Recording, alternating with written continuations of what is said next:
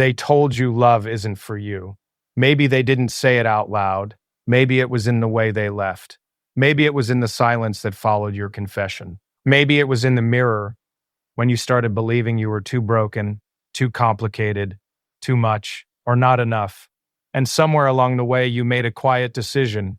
You decided to stop hoping, to stop trying, to stop believing that love could ever stay.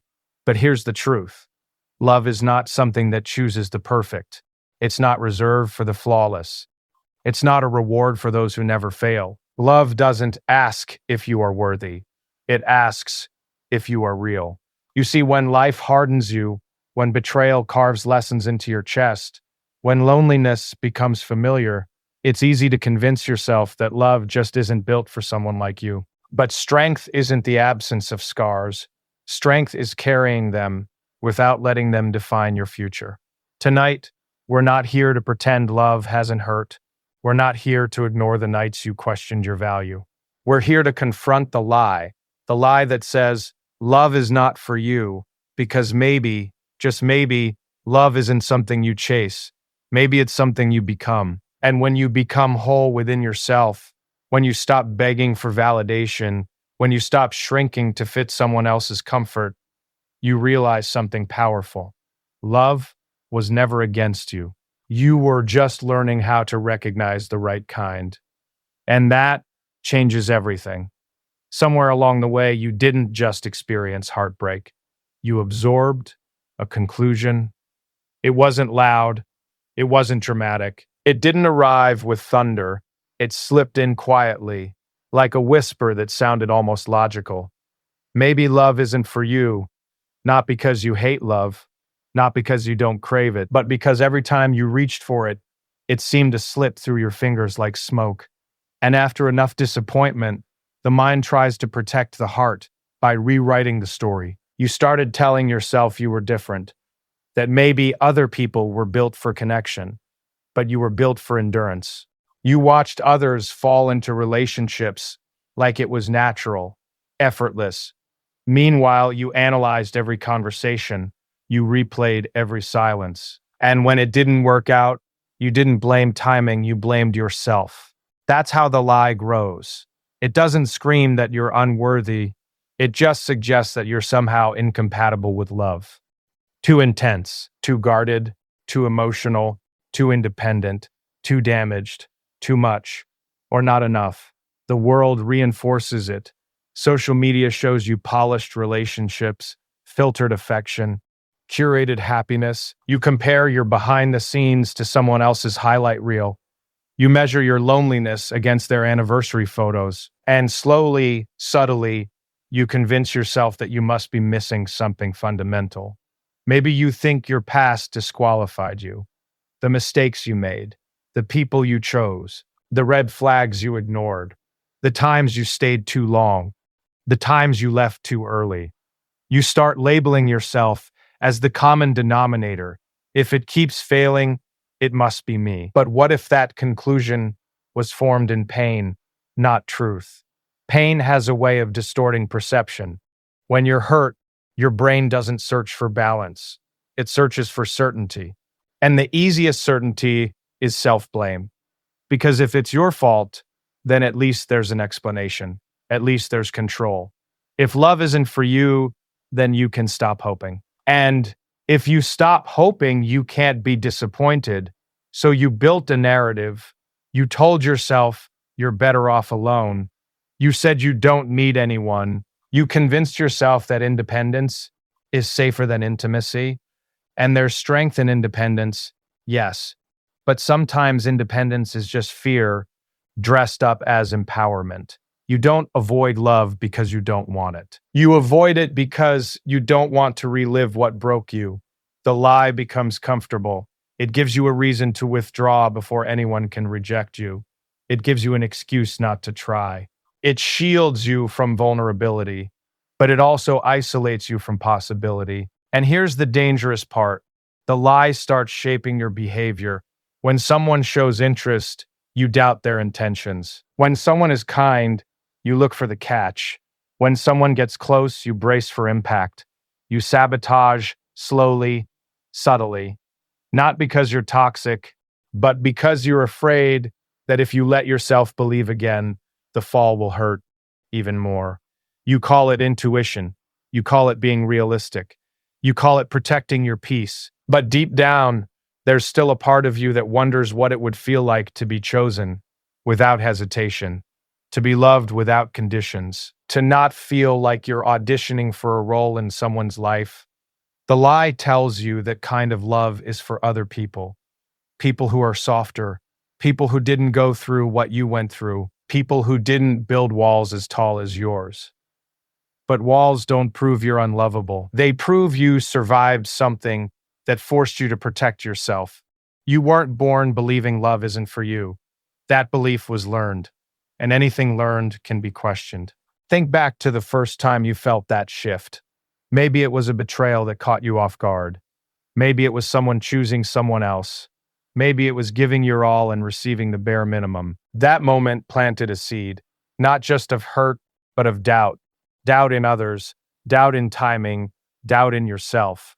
And doubt repeated often enough becomes identity. You start introducing yourself to the world through your wounds. I'm just not good at relationships. I always pick the wrong people. Love never works out for me. You say it casually, you laugh about it sometimes. But repetition turns jokes into beliefs. The mind believes what it hears often.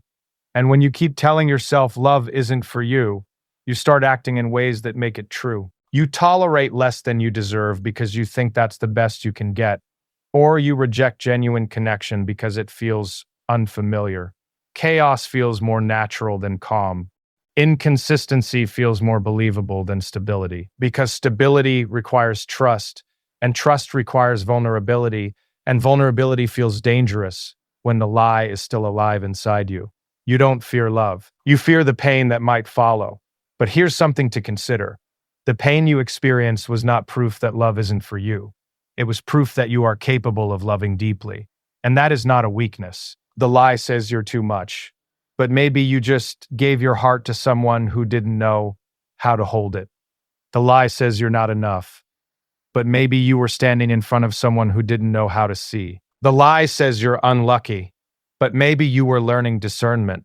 Growth doesn't always feel like progress.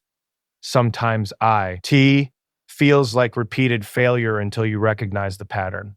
And recognizing the pattern is where the lie begins to crack. You were not rejected because you're unlovable. You were redirected because that situation couldn't sustain what you carry. Love is not a limited resource assigned to a select few. It's not a club with exclusive membership. It's not reserved for the flawless or the fearless. It's built on alignment. And alignment takes time, self-awareness, and courage.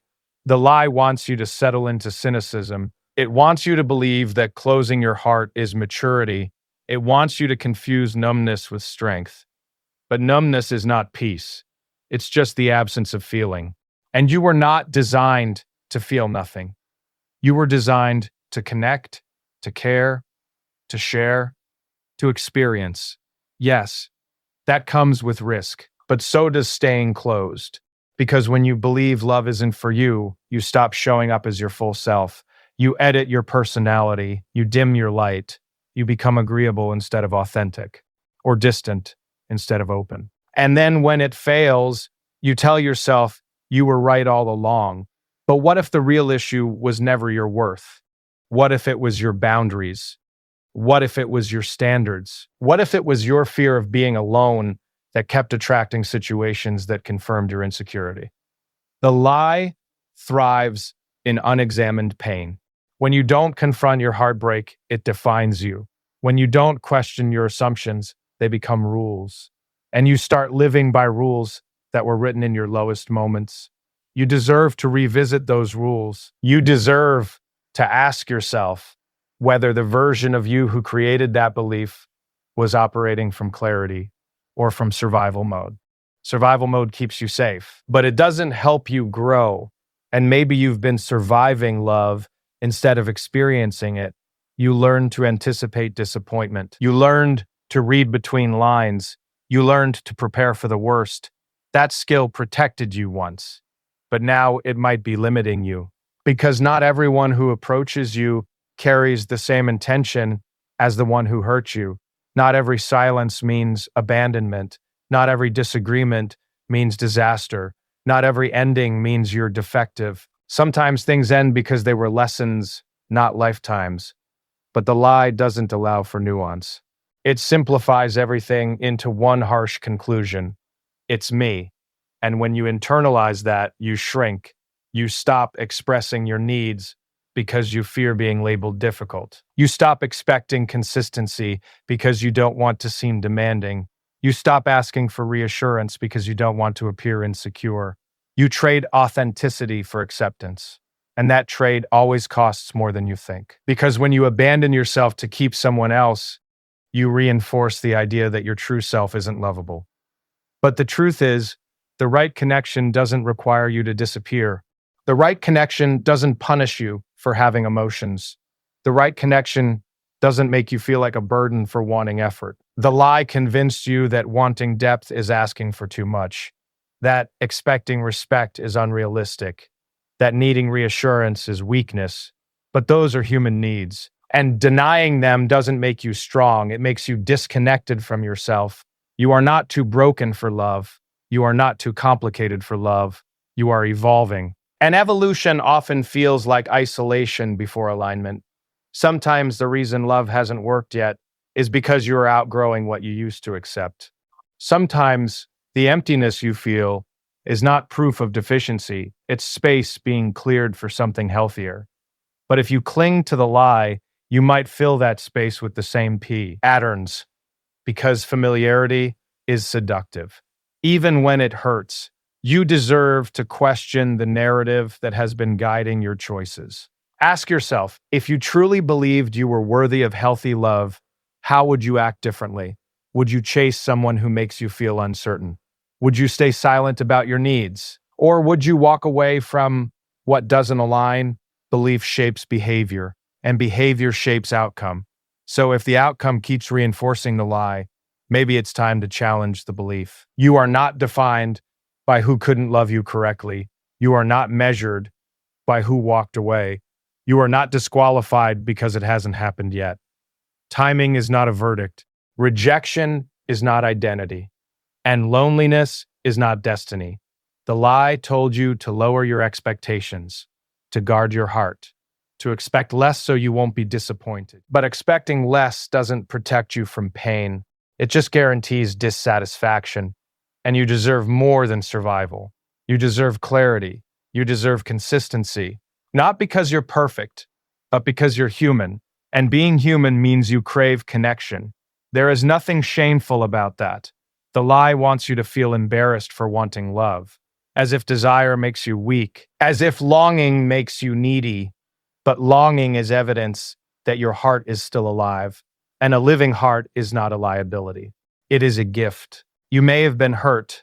You may have trusted the wrong person. You may have misjudged intentions, but none of that erases your capacity to experience something different. The past explains you. It does not sentence you. And the belief that love isn't for you is not a prophecy. It's a protective story you wrote when you were tired of bleeding. But you don't have to keep telling that story. You can rewrite it. Not by pretending pain didn't happen, not by rushing into the next connection, but by rebuilding your relationship with yourself. Because sometimes the biggest shift isn't finding someone new. It's realizing that the lie was never about love. It was about fear. You didn't wake up one day and decide to build walls. You built them brick by brick. After every disappointment, after every promise that sounded real but dissolved under pressure, after every time you gave honesty and received confusion. At first, it wasn't armor, it was adjustment. You told yourself you were just learning, becoming wiser, becoming less naive. And in many ways, you were. Pain can sharpen awareness. It can teach you to recognize patterns, to see red flags earlier, to value your time. But somewhere between learning and protecting, something shifted. You stopped just guarding your heart.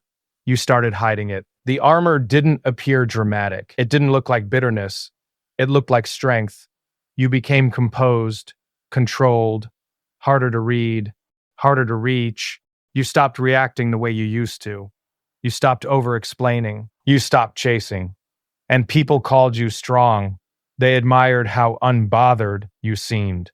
What they didn't see was the calculation happening underneath, the constant evaluation, the quiet voice reminding you not to trust too quickly, not to reveal too much, not to need too openly, because needing had cost you before. So you adapted. You trained yourself to detach faster, to expect less, to prepare for exits even while someone was still standing in front of you. You told yourself that if you never fully lean in, you'll never fully fall. It felt smart. It felt safe. But safety built on fear is still fear. The armor served a purpose. It stopped you from bleeding in the same way. It reduced impulsive vulnerability. It created distance between you and chaos. And for a while, that distance felt peaceful. But armor is heavy, and carrying it all the time changes the way you move. You stopped expressing excitement too soon.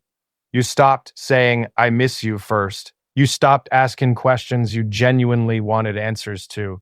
You kept parts of yourself private not because they were sacred, but because they felt risky. You convinced yourself that mystery is power.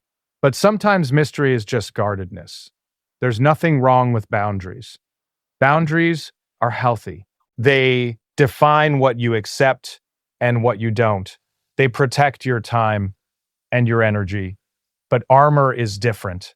Armor doesn't just filter out harm, it filters out connection. Boundaries say, respect me. Armor says, don't come close. And when someone does try to come close, you feel it immediately, not as comfort, as tension, as vulnerability, as exposure. You analyze their tone, their timing, their consistency. You wait for the shift. You wait for the disappointment. You don't fully relax into the moment because your body remembers. It remembers what it felt like to trust and be wrong. It remembers the embarrassment of believing too deeply. It remembers the silence that followed vulnerability. So now, even when someone shows genuine interest, part of you holds back. You respond, but you don't reveal. You engage, but you don't invest. You participate, but you don't surrender, not because you don't want love, but because you don't want to feel powerless again. Powerlessness was the part that hurt the most. Not just the loss, but the realization that you had no control over someone else's choices, that you could give your best and still not be chosen. So you built control instead. You control how much you share. You control how much you expect. You control how attached you allow yourself to become. Control feels stronger than hope. Hope requires openness. Control requires strategy. And strategy feels safer than surrender. But love is not a battlefield. It's not meant to be navigated like a negotiation where the least invested person wins. When you approach connection like a game of emotional chess, you might avoid checkmate, but you also avoid intimacy because intimacy demands visibility. And visibility is exactly what armor tries to prevent. You tell yourself that if someone truly cares, they'll break through your walls. They'll prove themselves. They'll be patient enough to earn access. But here's the quiet truth. Some people walk away not because they don't care, but because they can feel the distance. They can sense that no matter how kind they are, there's a layer they cannot reach. And you interpret their exit as confirmation. See, I was right to guard myself. But maybe they didn't leave because you were unlovable. Maybe they left because they couldn't connect with someone who was constantly bracing for impact. Armor protects, but it also isolates. It numbs the extremes. The highs don't feel as high. The lows don't feel as low. You operate in a controlled emotional range. You don't get overly excited. You don't get overly attached. You don't get overly disappointed. You stay in the middle, balanced, stable, alone. Because deep connection requires risk, and risk is exactly what you trained yourself to avoid. You've mastered self-sufficiency.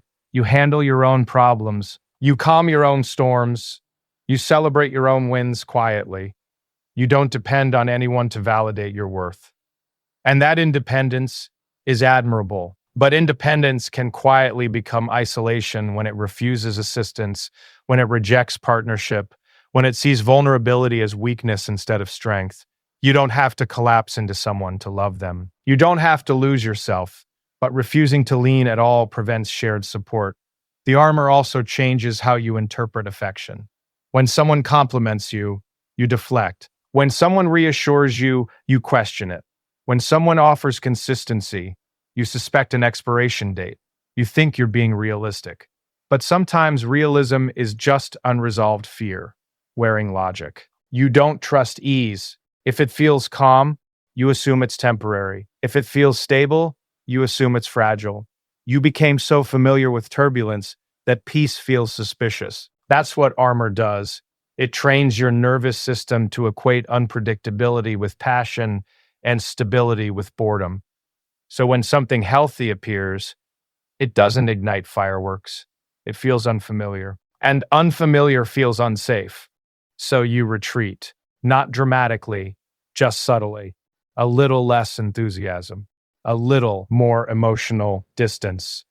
You tell yourself you're pacing things, taking it slow. But deep down, you're measuring how much it would hurt if this disappeared tomorrow. And because you never fully step in, you never fully experience what it could become, armor keeps you from being shattered, but it also keeps you from being seen. And being seen is what most people truly crave. To be understood without performance, to be accepted without editing, to be held without proving. The irony is that the very protection you built to ensure love doesn't hurt you might be the reason love can't fully reach you. Not because you don't deserve it, but because you're still operating from a version of yourself that was wounded, and that version believes exposure equals danger. You survived something that required strength. But survival mode is not meant to be permanent. At some point, you have to ask yourself whether the armor is still serving you, or whether it's just a relic of past battles. Wife, strength is not the absence of openness. Strength is the ability to remain open with discernment. Discernment doesn't require coldness. It requires awareness. You can learn from the past without living inside it. You can protect your boundaries without barricading your heart. You can require consistency without assuming abandonment. But that shift begins with honesty. Honesty about the fact that you're not as indifferent as you pretend to be. Honesty about the fact that you still want connection. Honesty about the fact that sometimes you push away what you secretly hope will stay. Armor convinces you that you don't need anyone. But needing connection doesn't make you weak. It makes you human. The goal was never to become untouchable. The goal was to become resilient. Resilience means you can handle disappointment without collapsing. It doesn't mean you avoid closeness altogether. You don't have to remove the armor all at once. You don't have to expose every scar, but maybe you can start by loosening it, letting someone see a little more, expressing what you actually feel instead of what sounds composed, admitting when you care, allowing yourself to hope, not recklessly, but consciously. Because if you continue living as if love is always one step away from betrayal, you'll never experience the depth that comes with trust. And trust is not blind faith. It's a gradual decision, a decision to believe that not everyone is a repetition of your past, a decision to respond to the present instead of reacting to old memories. You built the armor for a reason. Respect that, but don't let it become your identity. You are not just the guarded one. You are not just the strong one. You are not just the independent one. You are someone who felt deeply, was hurt deeply, and adapted powerfully. Now the question becomes whether you're willing to evolve again. Because the next level of strength is not emotional distance. It's conscious vulnerability. It's choosing connection with awareness instead of fear.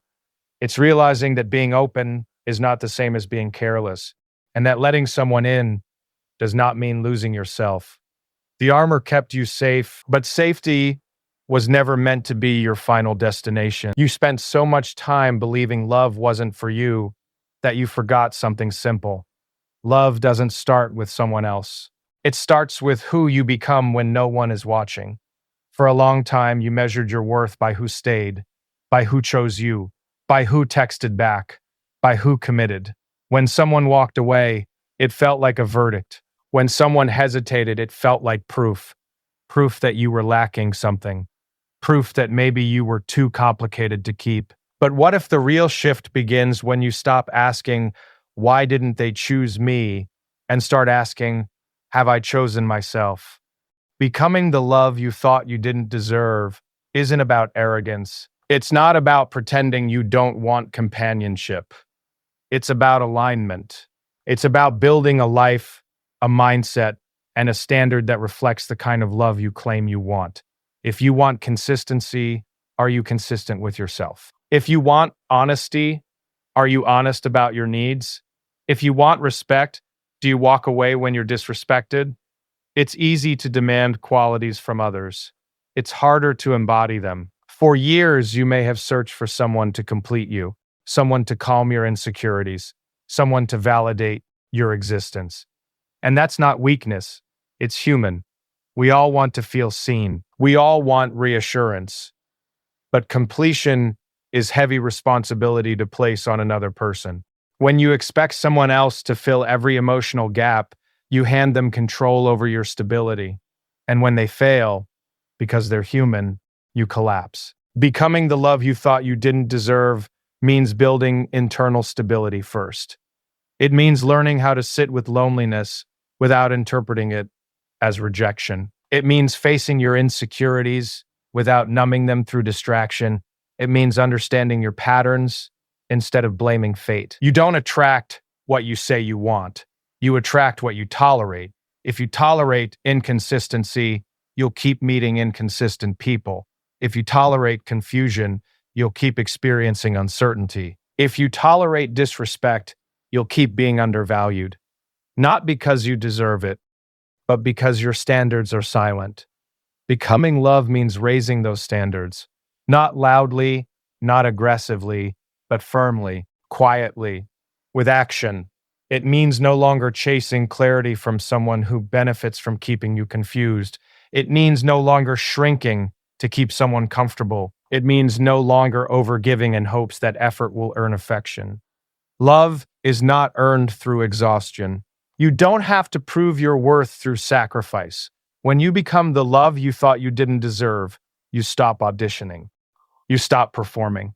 You stop trying to be the cool one who doesn't need reassurance, the chill one who doesn't mind inconsistency, the strong one who can handle emotional neglect.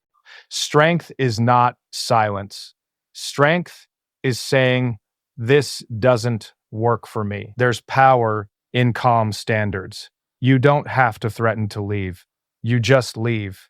You don't have to argue about your value. You just remove yourself from spaces that don't recognize it.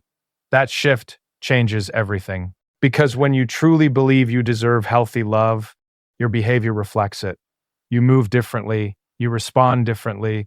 You don't panic when someone pulls away. You observe. You assess. You decide. Desperation fades when self-worth grows. And self-worth isn't built through affirmations alone.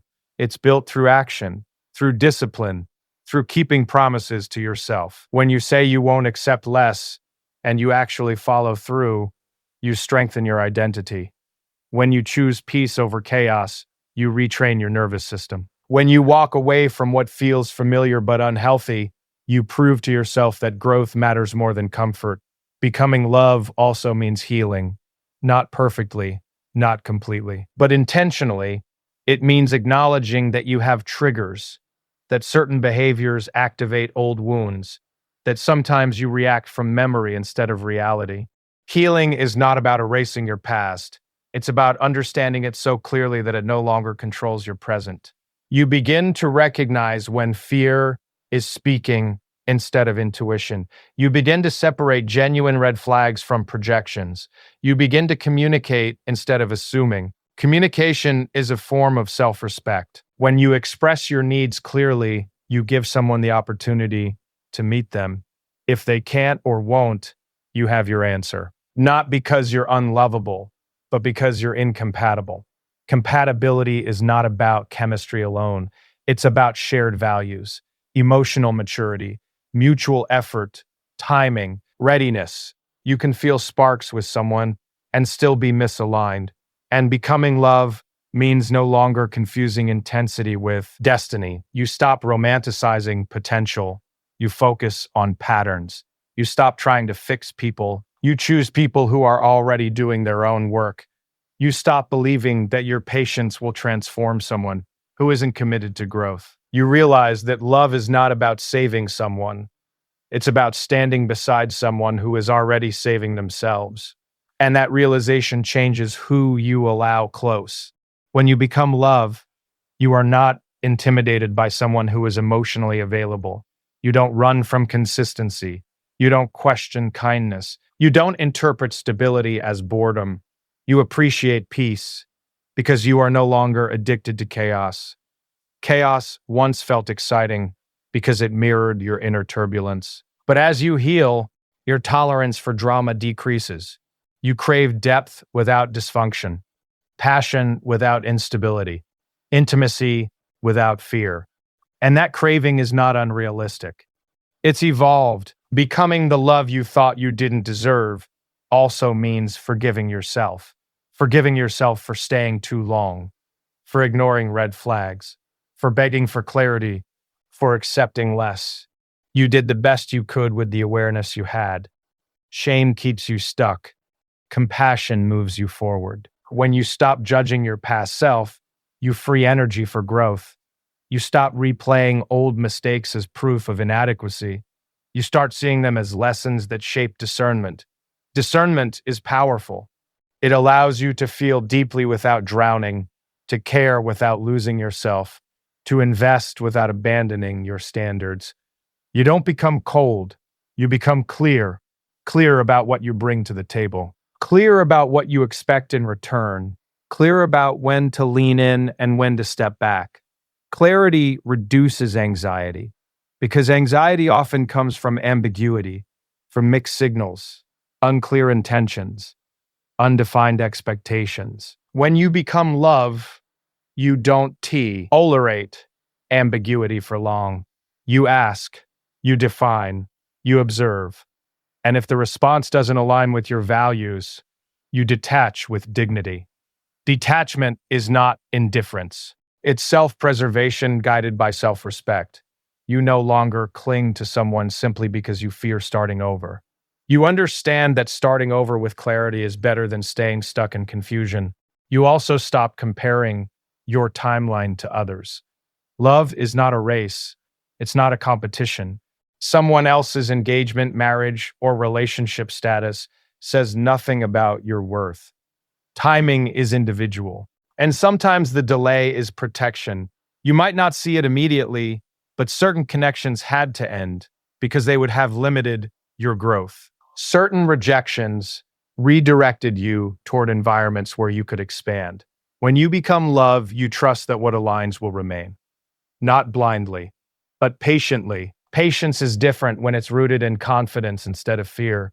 You're not waiting because you believe nothing better exists. You're waiting because you refuse to settle for less than alignment. And in the meantime, you build. You build your character, your discipline, your emotional intelligence, your purpose. You create a life that feels meaningful even without a partner. That doesn't mean you don't desire companionship. It means companionship becomes an addition, not a rescue. When someone eventually enters your life, they meet a whole person, not someone searching for completion, but someone offering partnership. That energy feels different. It's calmer, stronger, more grounded. You don't rush, you don't force, you don't overanalyze every interaction. You allow things to unfold naturally while staying aware. Becoming the love you thought you didn't deserve also means embracing vulnerability again, not recklessly, but courageously. You admit when you care. You express excitation. You communicate boundaries. You share your fears without dramatizing them. You understand that vulnerability is not weakness. It's honesty, and honesty builds intimacy. You won't be perfect. You'll still have moments of doubt, moments where old fears resurface, moments where you question whether this will last. But instead of retreating immediately, you breathe, you reflect, You communicate. Growth is not the absence of fear. It's choosing not to let fear dictate your actions. The person you're becoming is not desperate for love. They are prepared for it, prepared to give without losing themselves, prepared to receive without suspicion, prepared to walk away if respect disappears. That preparation is power. You no longer believe love isn't for you. You understand that the version of love you experienced before simply wasn't aligned with who you're becoming. And alignment requires evolution. You evolved through pain. You evolved through reflection. You evolved through solitude. Now you stand differently, not hardened, not bitter, but aware. Aware of your value, aware of your patterns, aware of your standards. And when you carry that awareness into connection, everything shifts because you are no longer searching for someone to prove your worth. You are offering your presence to someone who already sees it. You might think that after all the lessons, the heartbreaks, the walls you've built, the armor you've carried, there is nothing left to give. You might think that love is a privilege reserved for others, not for someone like you, someone who has known disappointment too intimately. And yet the truth is that the next step isn't about finding love, it's about becoming capable of it in its fullest form. Love, the kind that feels effortless yet deep, starts with presence. It starts with the understanding that you cannot pour from an empty cup. You cannot extend what you do not hold within yourself. That doesn't mean you become selfish. It means you become intentional. You cultivate the energy you want to share. You nurture the patience, the compassion, the understanding that will allow love to grow without fear or expectation. This process is not linear. There will be days when doubt sneaks in like a shadow. Days when you question if all your effort toward growth has been worth it. When the memories of what you endured press upon your chest like a weight you cannot lift. But those shadows are necessary. They remind you that love is not about avoiding discomfort. It's about learning to navigate it with grace. Each time you face rejection without losing your dignity, each time you feel disappointment and still choose to hope, you are building resilience. And resilience is the foundation of the love that is waiting for you. It teaches you to value quality over quantity, depth over superficiality. It teaches you to see people as they are, not as you wish them to be, and to approach relationships not as competitions for attention or validation, but as shared journeys of growth and understanding. To become the love you thought you didn't deserve, you must first confront the narratives that have shaped your expectations.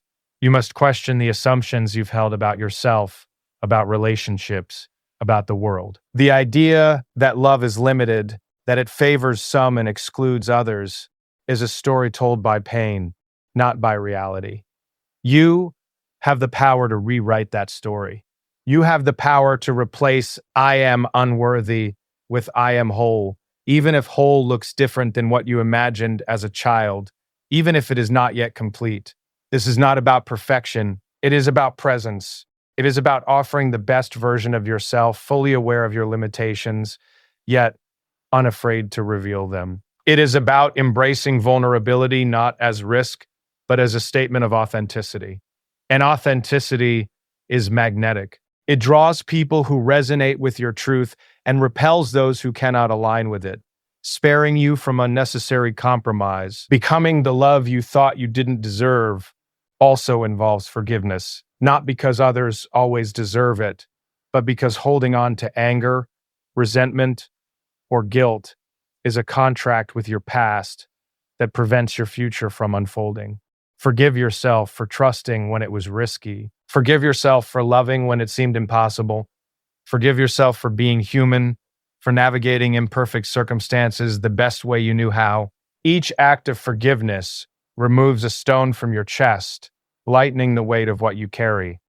And as the weight lessens, the space inside you expands, not with neediness, but with readiness. Readiness to welcome connection that complements your growth rather than hinders it, that inspires you rather than confines you, that meets your standards rather than challenges your self-respect. Part of this journey is learning to balance patience with action. Love is not about rushing or forcing. It is about cultivating alignment while staying awake to opportunity. You learn to wait, but not passively. You prepare, refine, and strengthen yourself while remaining open. You allow life to present possibilities without desperation or fear. When the right connection emerges, it is recognized not through intensity alone, but through coherence with your values, your vision, and your evolving self. And because you have invested in yourself, you do not settle for sparks that fade quickly or promises that dissolve. You recognize the difference between infatuation and resonance, between temporary comfort and enduring compatibility. Your choices become deliberate, your boundaries firm, and your expectations clear. Embodying this love also requires courage, the courage to remain visible even when uncertainty lingers, the courage to trust when history whispers warning, the courage to hope when despair is familiar. Courage does not erase fear, but it allows you to act despite it. When you dare to show your authentic self, to express what you feel, to be honest about your needs and desires, you invite reciprocity. You attract individuals who honor and mirror that openness rather than exploit it. And in doing so, the relationships that enter your life feel different. They are not defined by intensity alone, but by mutual respect, understanding, and growth. They challenge you in constructive ways, not to diminish you, but to elevate your shared potential. As you become this love, you also understand impermanence differently. You stop clinging to outcomes. You recognize that relationships, like all things, have cycles. Some are meant to teach, some to transform, and some to last a lifetime. Each serves a purpose, and none defines your worth. You navigate endings with awareness and beginnings with presence. You no longer fear impermanence because your value is rooted in yourself, not in another's consistency.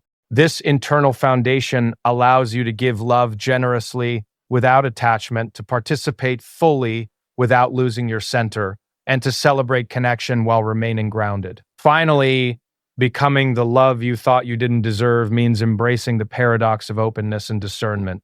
You remain receptive and tender while also being wise and measured. You allow yourself to feel deeply, to care fully, and to invest authentically, but you also maintain clarity about what is sustainable and nourishing.